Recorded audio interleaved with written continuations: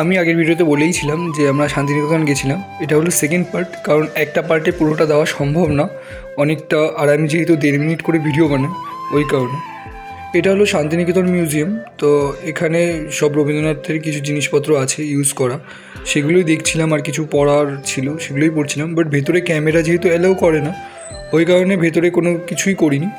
আর এখানে হলো বাইরেটাতে মিউজিয়ামের ভেতরেই এর জায়গাটা অনেকটা জায়গা, বেশ সুন্দর জায়গা, এখানে বসার জায়গাও করেছিল খুব সুন্দর করে। এটা হলো রবীন্দ্রনাথ ঠাকুরের ব্যবহার করা গাড়ি, আর এটা হলো পুরোনো দিনের প্রিন্টার। তো অনেকেই হয়তো মুভিতে দেখেছো। চলুন আর বেশি কিছু বলবো না, আপনারা দেখতে থাকুন ভিডিওটা।